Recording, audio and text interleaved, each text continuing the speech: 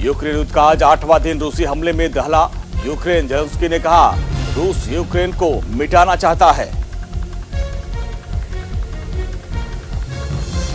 UNGA के खिलाफ निंदा प्रस्ताव पारित, खिलाफ पड़े 141 वोट, समर्थन में सिर्फ 5। भारत ने नहीं लिया वोटिंग में हिस्सा। सच्चाई हमारी तरफ है, जीत हमारी होगी। यूएनजीए में रूस के खिलाफ प्रस्ताव पास होने पर बोले यूक्रेन के राष्ट्रपति जेलेंस्की। जेलेंस्की ने कहा कि उन्हें देश की वीरतापूर्ण प्रतिरोध पर गर्व है। कीव ने मॉस्को की डरपोक योजना को नाकाम कर दिया। रूस और यूक्रेन के बीच दूसरे दौर की बातचीत होगी। आज बेलारूस पहुंचा रूसी डेलीगेशन। दूसरे दौर की बातचीत के लिए यूक्रेन का डेलीगेशन रवाना। दोनों देशों में पोलैंड बेलारूस बॉर्डर पर बातचीत होगी। कीव ने दी जानकारी। युद्ध में तबाह हो रहे यूक्रेन ने दिखाया बड़ा दिल।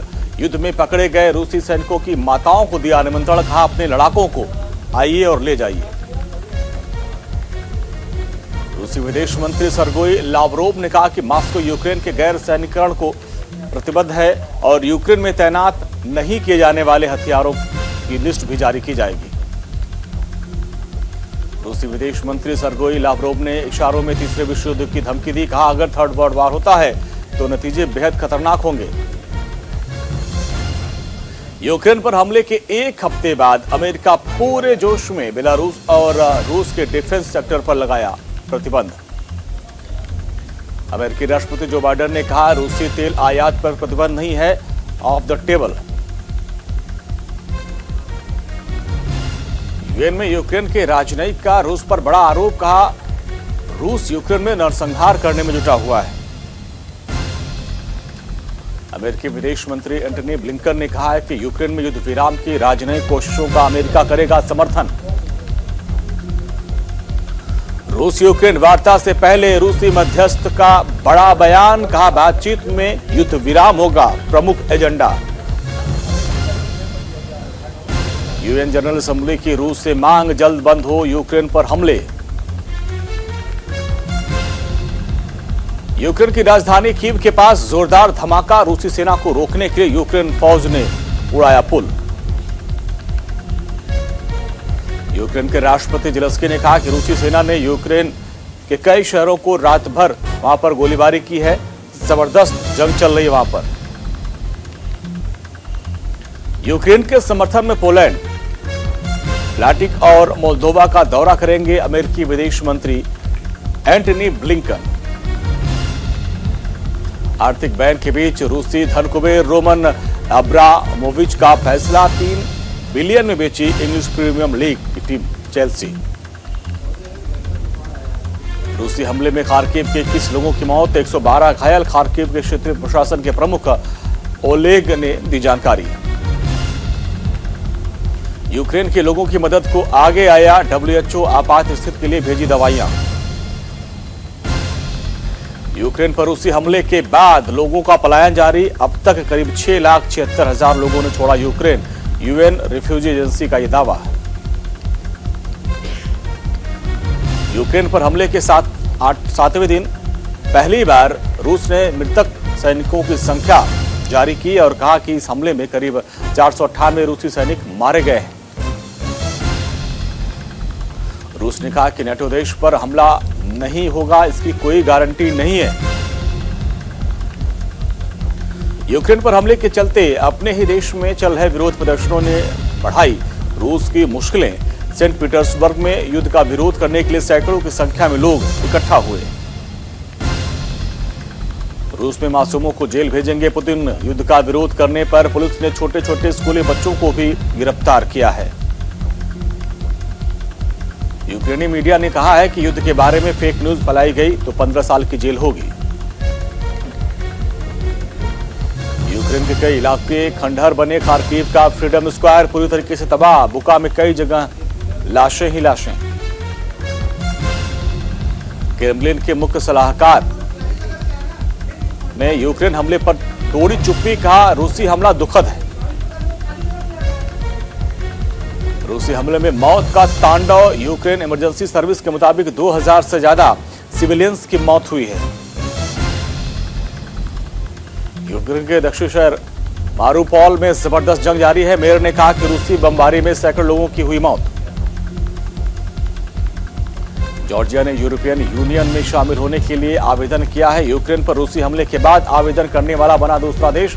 ईयू जॉर्जिया के मेंबरशिप पर कर रहा है विचार। अमेरिकी बैंक वेल्स फार्गो यूक्रेन को $1 मिलियन की सहायता देगा। रेड क्रॉस सोसाइटी और यूक्रेन में मानवीय सहायता पहुंचाने वालों को मिलेगा फंड। यूरोपियन यूनियन ने रूस के समर्थक बेलारूस के 22 नागरिकों पर लगाई पाबंदी। पहले ही कई देश रूस पर आर्थिक और कई तरह के प्रतिबंध लगा चुके हैं। फ्रांस के राष्ट्रपति मैक्रो का बड़ा बयान। कहा, यूक्रेन हमले के बाद यूरोप में नए युग की शुरुआत होगी। अमेरिका ने 3 न्यूक्लियर मिसाइल परीक्षण को रद्द कर दिया है। पुतिन की धमकी को नजरअंदाज करते हुए रक्षा मंत्रालय ने कहा, ये अमेरिकी संयम को दर्शाता है। अमेरिकी विदेश मंत्री एंटनी ब्लिंकन का पुतिन पर वार। बोले, परमाणु युद्ध पर पुतिन की बयानबाजी गैर जिम्मेदारी जैसी। गूगल ने मोबाइल ऐप आरटी और स्पुतनिक को किया ब्लॉक। प्ले स्टोर से नहीं हो सकेगा कनेक्ट। आर्थिक बैन के बाद डिजिटल स्ट्राइक शुरू। स्वीडन ने रूस को दी चेतावनी। स्वीडिश विदेश मंत्री ने कहा कि एयर स्पेस का उल्लंघन मंजूर नहीं है। 4 रूसी फाइटर जेट स्वीडन में घुसने की कोशिश। वर्ल्ड बैंक ने रूस और बेलारूस में बड़ा कदम उठाया है। मौजूदा समय में चल रहे सभी प्रोजेक्ट पर रोक लगा दी।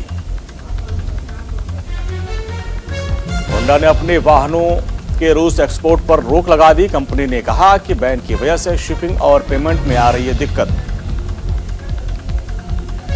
युद्ध के बारे में वीडियो बनाते समय यूक्रेनी नागरिक पर गिरी मिसाइल। बाल बाल बची जान। 200 भारतीयों को लेकर हिंडन एयरबेस पर लैंड हुआ G17 ग्लोब मास्टर। रक्षा राज्य मंत्री अजय भट्ट ने किया सभी का स्वागत। ऑपरेशन गंगा के तहत यूक्रेन में फंसे भारतीयों के लिए रेस्क्यू ऑपरेशन ने पकड़ी रफ्तार। बुखारेस्ट से 200 भारतीयों को लेकर दिल्ली पहुंचा विमान। केंद्रीय मंत्री राजीव चंद्रशेखर ने छात्रों का स्वागत किया। कहा कि हम हर एक भारतीय को उसके परिवार से मिलवाएंगे। वहीं रूस ने दावा किया कि भारतीय छात्रों को यूक्रेन ढाल बना रहा, उनको बंधक बनाया है और रूसी सुरक्षा बलों से बचने के लिए ह्यूमन शील्ड की तरह उनका इस्तेमाल कर रहा है। रूस के राष्ट्रपति पुतिन ने प्रधानमंत्री मोदी से बातचीत की और यूक्रेन में फंसे भारतीय छात्रों को सुरक्षित निकालने पर चर्चा की गई। विदेश मंत्री एस जयशंकर ने ट्वीट कर कहा कि ऑपरेशन गंगा के तहत हंगरी, रोमानिया, स्लोवाकिया और पोलैंड से 9 विमान आए। 6 फ्लाइट जल्द ही भरेंगी यूक्रेन के लिए उड़ान। यूक्रेन में पाकिस्तान तुर्की को भारतीय तिरंगे का सहारा। रूसी सेना के हमले से बचने के लिए पेंट और पर्दे से तिरंगा बनाकर बसों पर लगाया। युद्धग्रस्त यूक्रेन में दूसरे भारतीय छात्र की मौत हुई। बीमारी की वजह से हुई मौत। विदेश मंत्रालय ने दी जानकारी।